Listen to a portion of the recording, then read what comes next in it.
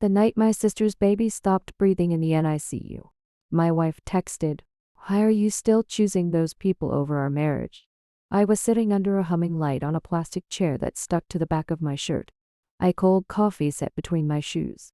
Around my wrist was a yellow visitor band I had twisted so many times the edge had cut a red line into my skin. For 6 years, I had tried to prove my wife came first. I changed my number. I left group chats. I skipped holidays, funerals, birthdays. I apologized for being tired, for being quiet, for looking sad after phone calls you told me I should not answer. Then that message lit up my screen while nurses ran past me. And something inside me went still. Not angry, not brave, just clear. No sacrifice had ever been enough.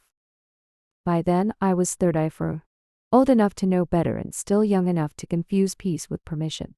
I ran sound for a small church on Sundays and a community theater 3 nights a week. Most people only noticed me when a microphone squealed or an actor's voice dropped out in the middle of a monologue. I liked the booth. I liked the dark glass. The tiny board lights. The cables wrapped clean. The feeling that if I stayed careful, every voice would come through clear. Elise managed the front desk at a dental clinic across town. She had a calm voice that made angry patients lower theirs. She remembered insurance codes, birthdays, which neighbor hated cilantro, and which bulb buzzed above our kitchen sink. From outside, our life looked safe. We rented a narrow blue house behind a laundromat. White curtains, labeled bins, shoes lined by the door. Our fridge carried a color-coded calendar, green for my church shifts, pink for her clinic meetings, yellow for bills, blue for quiet nights. Beside the stove, she kept vitamins sorted in clear boxes. Magnesium, D3, fish oil, one small bottle marked STRESSUPPORT in her round handwriting. Every morning, at 6:20. The coffee maker coughed awake before either of us spoke. Elise stood barefoot on the cold tile, hair clipped up, scrolling weather under reminders. Rain at 4. She'd say, "Take your black jacket." Not the hoodie. I would kiss her shoulder and say, "Yes, Mom," because it made her smile. And I was grateful. That is the part that still makes this hard to explain. She packed food when rehearsal ran late. She left clean socks on the dryer without saying I had forgotten them again. When headaches hit, she dimmed the lights and told me to lie down. When I got quiet after messages from old relatives, she rested her hand on my chest and whispered, "I don't want them dragging you back into pain." At first, it sounded like love. Her rules never arrived as rules. They arrived as care. No calls after 9, because sleep mattered. No surprise visits, because routine kept me stable. No holidays with emotionally unsafe people, because we had built something gentle and needed to protect it. She called it protecting our peace. I learned to call it that too. Some nights we sat on the couch while a documentary murmured. Her feet tucked under my leg. Her fingers circled my wrist. "Are we okay?" Shed asked. I always answered fast. "We're okay." Then my phone would buzz in the other room, and both of us would hear it. Her body went still before mine did. Only half second. Small enough to excuse. Then she'd smile and say, "Leave it. Nothing good comes this late." So I left it. Again and again, I left it. First card came on Tuesday, tucked between water bill and coupon for half-price pizza. Elise brought mail in while I was rinsing coffee mug. She stopped at kitchen island. And room change. Not loud, not dramatic. Just air going tight. "What?" I asked. She held cream envelope between 2 fingers. My name was written in blue ink. Careful and slanted. Tiny yellow duck sticker sat in corner. Wearing party hat. My stomach knew before I did. "It's from Mars," Elise said. She used my half-sister's name like warning label.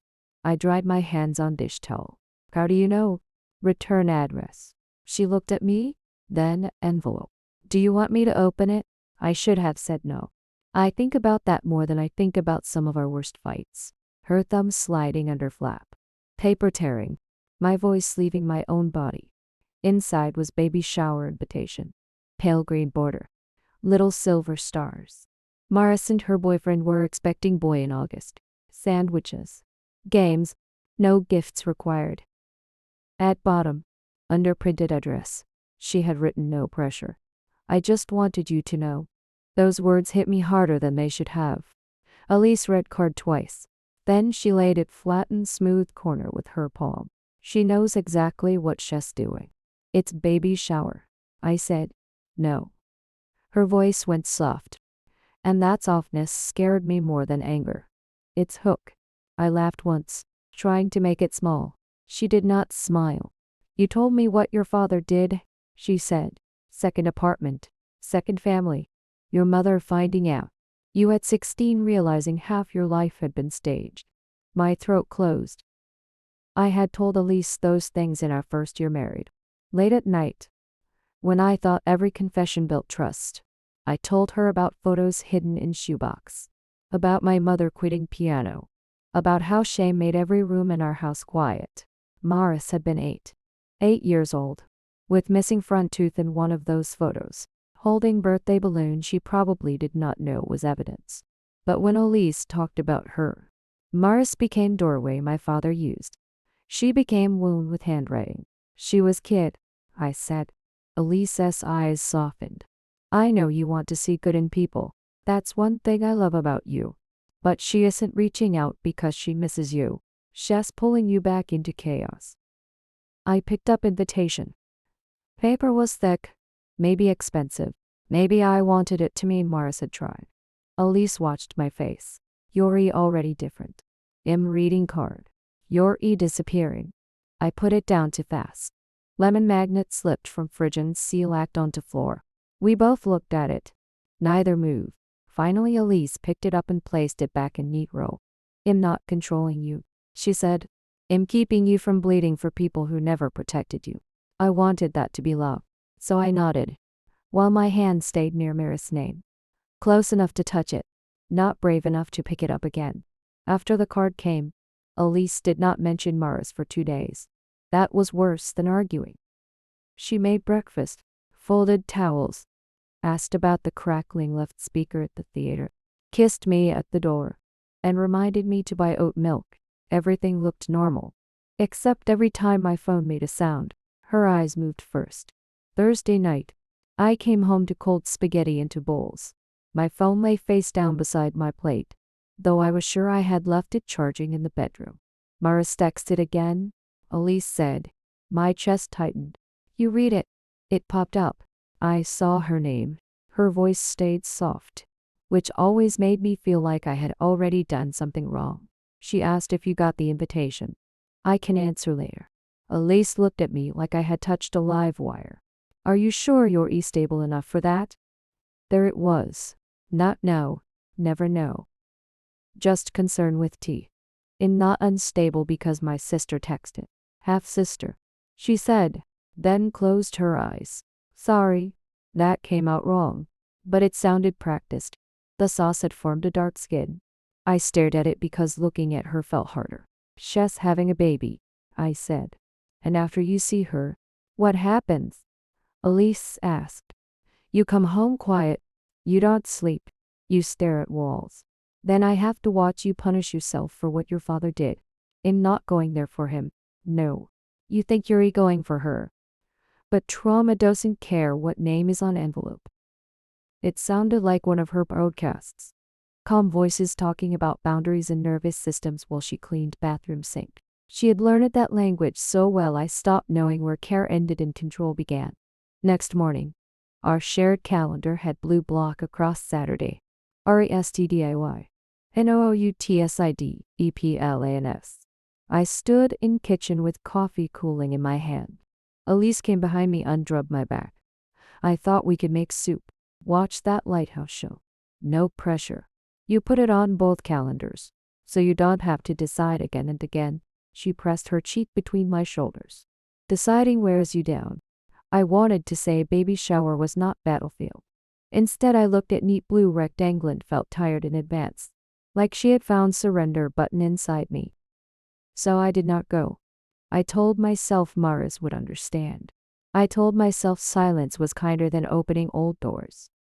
I told myself my wife knew worst parts of me and loved me anyway, so maybe she saw danger before I could. Then it spread. Nolan, my old high school friend, messaged Dee about coffee while he was in town. Elise did not forbid it. She only asked, "Isn't he one who joked when you were drinking too much? We were 22. Your body remembers." I cancelled. An old theater guy asked me to mix sound for a fundraiser. Elise stood in laundry room pairing socks and said, "You always come back from those people overstimulated." I declined. My aunt left voicemail on my birthday. Elise watched me, listened to first few seconds, then touched my wrist. "You don't owe anyone access to you." I deleted it before message ended. Each choice was small enough to defend. Rest, boundaries, healing, peace, held alone. Each one looked reasonable. Together, they became walls. I started keeping my phone face down because I hated how Elise's eyes found it. Then I hated myself for hiding screen when I had nothing to hide. At dinner, I left it in bedroom. At night, I checked it in bathroom with fan running, heart thudding like I was doing something filthy. Maris texted once more. No guilt, no accusation. Just I hope you're okay. Baby kicked hard today. Made me think of you laughing when I used to hiccup as a kid. I sat on closed toilet seat until screen dimmed. From kitchen, Elise called. "You okay?" I locked phone too fast. "Yeah," I said. "Just tired." For first time. I did not feel like betrayal of my wife. It felt like proof I was afraid of her. I did not answer Maris from home. That was the first rule I made for myself, which should have told me something. A grown man with a wedding ring should not need an escape plan to send one kind message to his pregnant sister. But Friday after work, I drove past our street and kept going. The public library sat behind the grocery store. Low brick. Quiet. With dying petunias by the door. My old card still worked after the librarian wiped it on her sweater. "Computer number 6. She said, 1 hour. I thanked her too loudly. The keyboard had a sticky space bar. The monitor hummed. The clock above the reference desk was for minutes slow. Fear made everything sharp. A teenager clicked through homework beside me. An old man slept with a newspaper folded over his chest. Nobody cared what I was doing. Still, I angled the screen away. I opened an email account I had made before Elise, before shared calendars, since contacts, and passwords stored in her notebook by the router. Junk mail filled the inbox. Coupon codes, theater schedules, one birthday message from 2018. My fingers shook as I typed Maris' address from memory. I stared at the blank box for a long time. Finally I wrote, "I got your invitation. I'm sorry I didn't answer. I hope you and the baby are okay." It looked too small, cowardly, so I added, "I'm not ignoring you because I'm angry." I sent it before I could lose her. For 10 minutes, nothing happened. Then a reply appeared. "I'm glad you wrote. I was worried. I'm okay. Tired, swollen, mostly living on toast. Baby is dramatic already. Kicks whenever I try to sleep. No demand. No guilt. No money. No old accusations pulled out like knives." Then another line. "Or why are you okay?" I covered my mouth with my hand. I had prepared for blame. I had no defense against concern. We emailed for 20 minutes. Small things first. Her due date had moved up. Her apartment window AC barely worked. Her boyfriend worked nights at a warehouse and had built the crib wrong twice. She sent a photo of tiny blue socks on a kitchen table. Then she wrote, "I know you might not believe this, but I never wanted to hurt your marriage. I thought you wanted space because of the messages you sent." My stomach went cold. "What messages?" The reply took longer. "After Grandma's memorial. You texted me and Aunt Celia that you were done being dragged into second family drama. You said not to contact you unless someone was dead. I still have the screenshot. I figured Elise knew, so I stayed away." I read it twice. I had not gone to Grandma's memorial. Elise told me I was too fragile that week. That seeing my father's relatives would undo months of progress. I remembered sitting on the edge of our bed in a black shirt while she knelt in front of me and said, Choosing peace is not betrayal. I also remembered leaving my phone on the kitchen counter while I showered. I typed, "I don't remember sending that." Morris answered fast. "Maybe you were in a bad place. I'm not trying to start anything. I just don't understand why you sounded so cruel and now act like you missed me."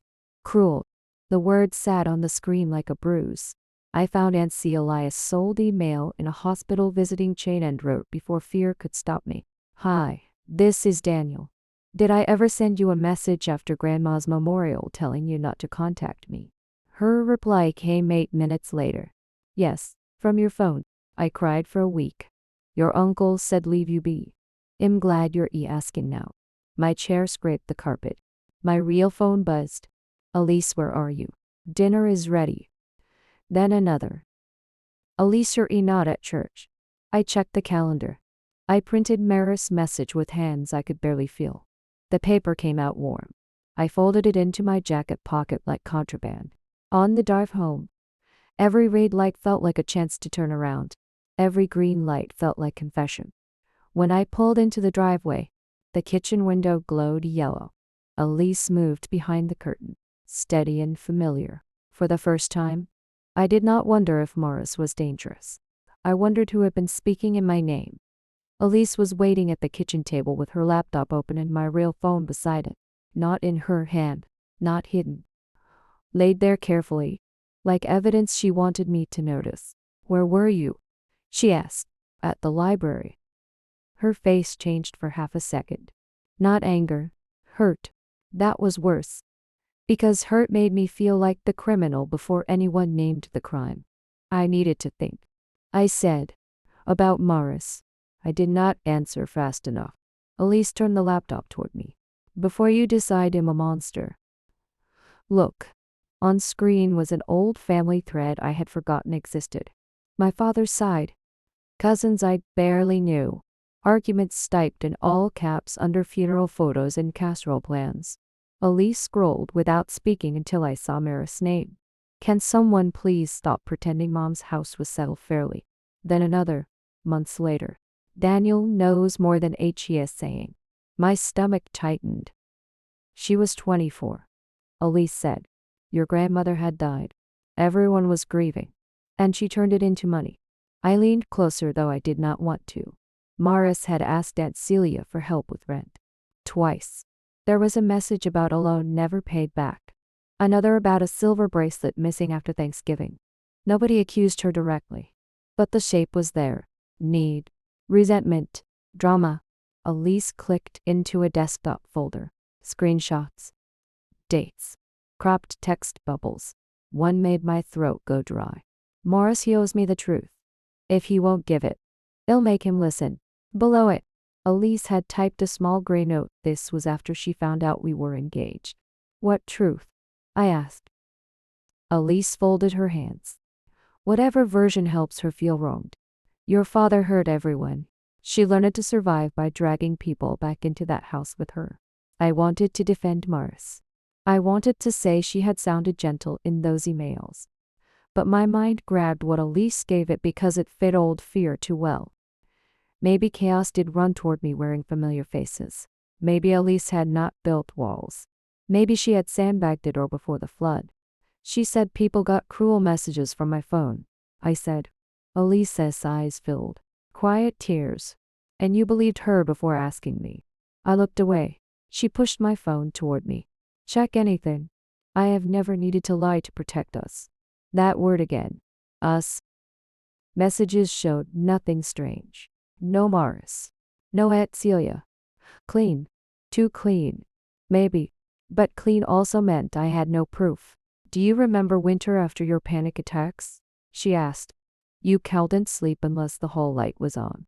I was the one sitting up counting your breaths. I remember. You asked me to help you make distance. Had I?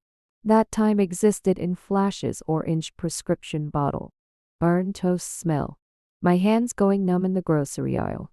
Elise's voice in the dark telling me I was safe. Maybe I had given permission and forgotten the shape of it. She reached across the table. I let her take my hand. "I'm not trying to own you," she said. "I'm trying to keep you alive in the life we built." The printed email in my jacket felt childish. Library ink. Secret messages. My husband sneaking around like a teenager. I unfolded it anyway. Elise read Maris' words without touching the page. Her mouth tightened. Just good, she said softly. Good? At sounding wounded. At making you feel chosen. I hated how reasonable that sounded. I hated how part of me relaxed when Elise explained the world back into order. Then I noticed something on the laptop screen. The screenshot with Maris' threat had a thin white edge at the bottom. Like more message had been cut off mid-bubble. My finger lifted. Elise closed the laptop gently. Please don't go digging through poison tonight, she said. Come eat before it gets cold. I followed her to the stove. 2 bowls waited under plates. Mine had extra parmesan. The way I liked it. Her cardigan sleeve brushed my wrist as she passed. For 10 minutes, I let myself believe kindness and control could look so alike because love was messy. For 10 minutes, I almost forgave everything I did not understand. I did not sleep that night. Elise breathed beside me in dark, slow and even, while my mind kept returning to that white edge at bottom of screenshot. Such small thing. Sliver. Piece of blank space most people would never notice. But once I saw it, I could not unsee it. At 3:12 I got out of bed and went to kitchen. Laptop was no longer on table. My phone sat plugged in beside fruit bowl. Her phone was gone. I stood there in bare feet, staring at my own device like it belonged to someone else. There had been time when I knew every passcode, every account, every place my words lived. Then Elise said sharing passwords made us safer. Then she said I lost things when I was anxious. Then she said it was better if she organized our cloud storage because I got overwhelmed. Each step had sounded like help. I opened messages. Nothing. Deleted messages. Empty. Email. Clean. Too clean. Behind me, floor creaked. What are you doing? Elise asked. She stood in hallway wearing my old church sound team shirt, hair loose around her face. She looked small and tired.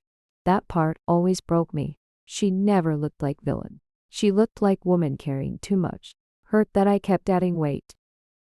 I want to see whole screenshot, I said. Her eyes flicked to phone in my hand. What screenshot? One you showed me. Maris saying I owed her Ruth. It was years ago. Daniel. Then show me. She folded her arms. Not angry yet. Careful. This is what she does.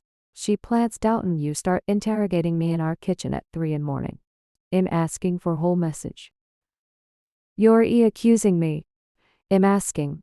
Her mouth tightened. No. You're doing calm voice you use when you want to pretend you're reasonable. I almost apologized. Words rose by habit. I'm sorry. I'm tired. You're right. Instead, I set phone on counter.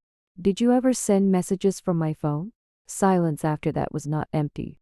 It had shape. Elise looked down first. My chest went cold. Answer me, I said. She gave small laugh. Cracked in middle. Do you know what you were like back then? That's not answer. You were drowning. Your father had died. Your grandmother was pulling you into estate fights. Maris kept calling like she had claim on you. And every time your phone buzzed, you looked sick. Did you send them? I protected you. Room tilted so hard I put my hand on counter. Elise stepped toward me. You were not sleeping. You shook before work. You told me you wished everybody would leave you alone. I said I needed space. And they would not give it. So you became me? Her face crumpled. For 1 second I saw real fear. Not fear of being caught. Fear of losing story that made her good. I answered few things. She whispered, only when you can handle it. A few? Daniel. Grandma's memorial. She shut her eyes. There it was. Not loud confession. Enough. I thought of Aunt Celia crying for week. Maris reading words I never wrote. Me sitting on our bed in black shirt while Elise knelt in front of me and called absent speech. My voice came rough. You let me believe I abandoned them. I let you heal. No. I shook my head. You let me disappear. She gripped chair back. You think Maris wanted family? She wanted access. Guilt. She wanted you to pay for what your father did. She was kid too. She is not innocent. Maybe not, I said. But neither are you. Her head snapped back like I had struck her. I hated myself for hurting her. Even then, standing in ruins of my own name, I wanted to comfort her.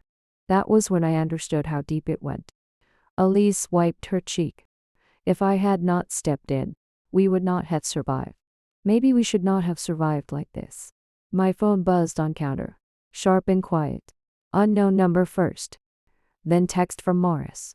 Please call. Hospital. Baby coming early. I picked it up. My hands shook. Elise read my face before I spoke. No, she said softly. Not tonight. Not after this. I grabbed keys from bowl. She moved in front of door. Not touching me. Blocking it like she had blocked everything else. If you walk out, you are choosing chaos. I stood inches from her, close enough to smell lavender lotion, close enough to remember lunches she packed, vitamins she lined up, every soft lie wrapped in care. No, I said, in choosing to answer for myself.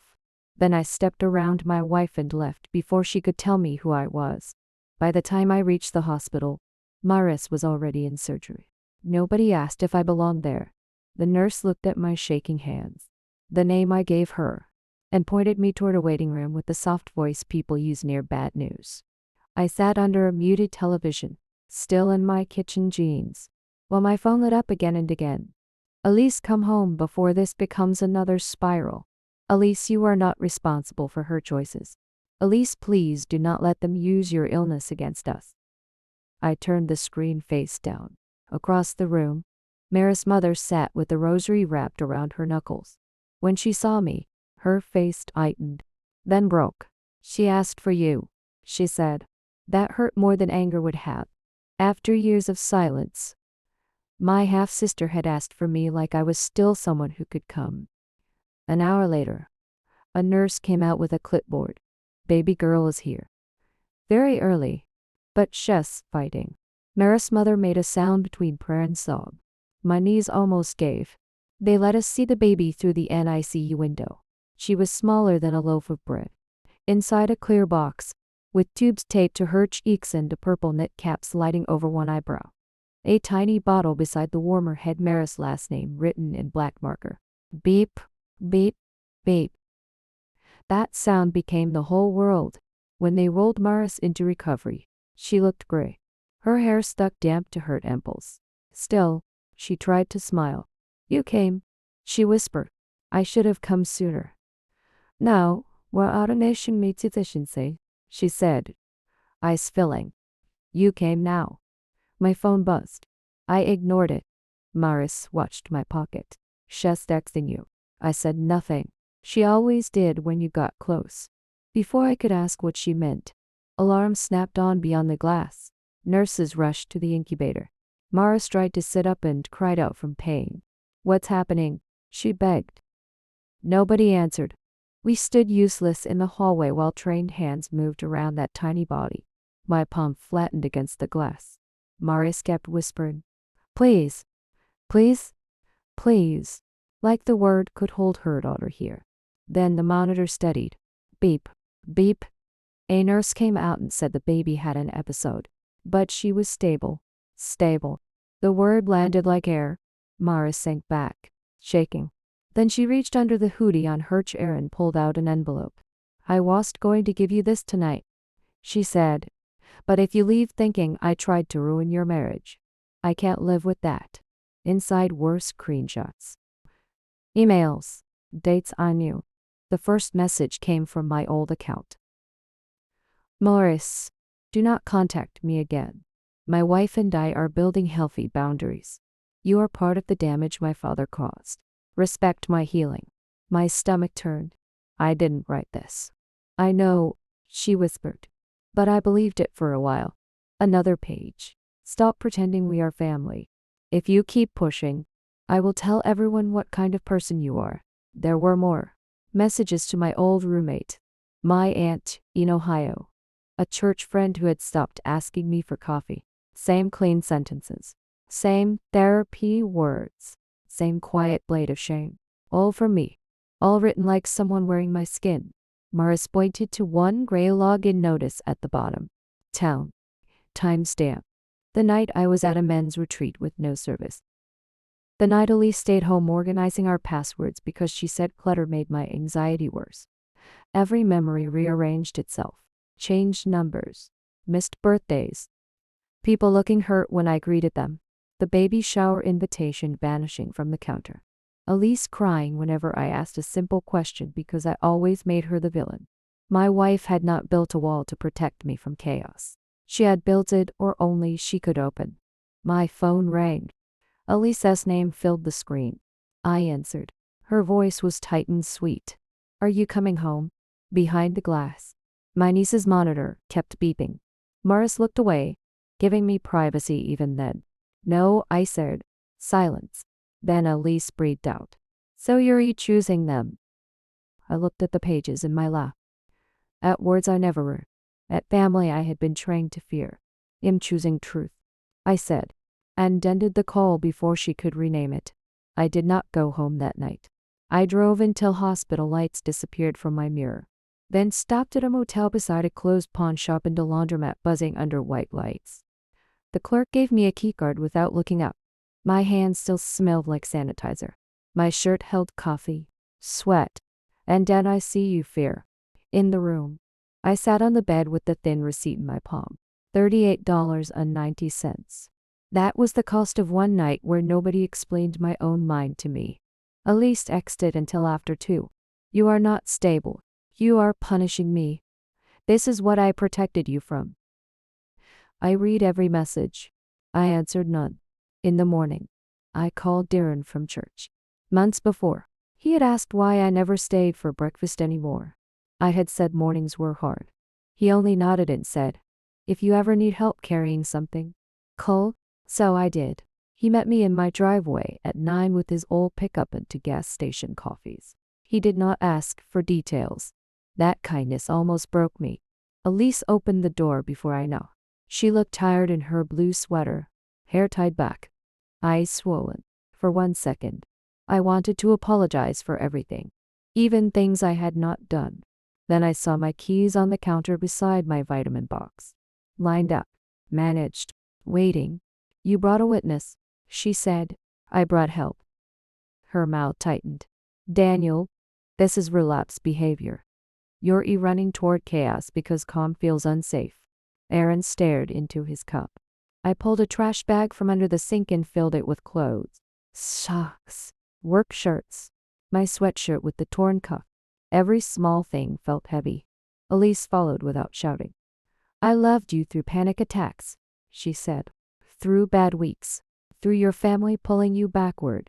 I know. And this is how you repay me? I stopped beside our wedding photo. We were smiling in that frame, innocent of what silence could do.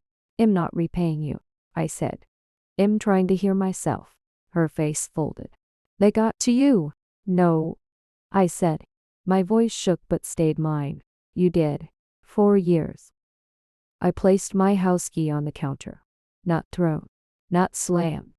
Placed. That tiny sound ended something. For weeks, I slept in Aaron's spare room and saw a counselor who knew none of us. I waited for her to tell me who was right. She asked, what do you want contact to look like? No one had asked me that in years. So I rebuilt slowly. 1 call with Morris. 1 message to Aunt Celia. 1 breakfast after church. Boundaries, not walls. I still loved Elise. That hurt most. But peace was not silence because I feared someone would cry. By spring, the baby had cheeks. That was first thing I noticed at park. Not stroller. Not Maristired smile. Cheeks, round and soft, with formula dried near her chin and 1 tiny sock missing. She rejects left socks, Morris said. I laughed, rough but real. We sat under pale sun. Crumbs from her cookie-dotted bench between us. My phone stayed beside my knee, face down, on silent, not hidden, not guarded, quiet. Elise and I were separated by then. Papers sat on my kitchen table. Therapy was every Tuesday. Some nights I still reached across bed before remembering no one was there. I did not hate her. That made grief slower. Maris let me hold baby. She weighed almost nothing and everything. Her fingers opened around my thumb like she was checking if I would stay. I'm sorry I disappeared, I said. Maris looked at stroller wheel. I'm sorry I stopped trying. You were allowed to get tired. So were you. Kids chased red ball through wet grass.